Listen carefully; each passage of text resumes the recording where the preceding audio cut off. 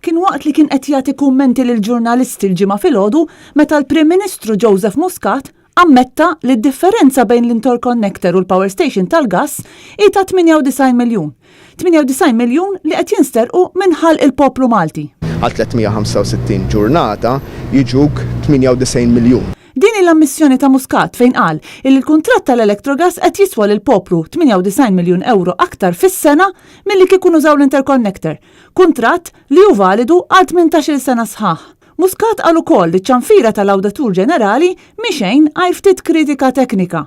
U baqa' jirrepeti li minkejja l-kritika li fih ir-rapport u kuntent bir-riżultat. Naħseb li hija kritika tal-oppożizzjoni li hija totalment out of sync ma' dak li hemm fir-rapport. Kritika mhux tal-Oppożizzjoni, Prim Ministru, l-kritika hija tal-Awditur Ġenerali.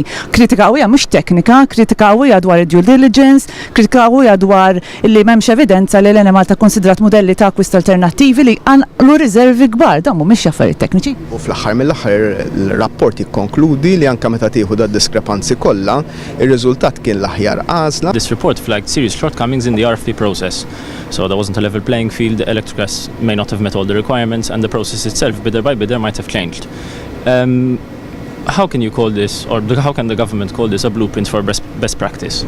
L-ewwel nett għaliex kien huwa wieħed mill-ikbar proġetti li qatt sar f'pajjiżna. Muscat insista li l-Electrogas kienet l-aqwa għażla minkejja li fl-istqarrija li ħareġ l-erba' stess l-Awditur Ġenerali tkellem dwar il-mod inkonsistenti li kien adottat fil-valutazzjoni tas-sottomissjonijiet. L-Awditur fl-istess stqarrija jkompli jgħid in-nuqqasijiet relatati ma' due diligence kienu ta' tħassib bil-verifiki mwettqa meqjusa bħala insuffiċenti. Aktar minn hekk, in-nuqqas ta' evidenza li l-Enemalta kkunsidrat modelli ta' akkwist alternattivi iqanqal riservi dwar id-disin tal-proġett.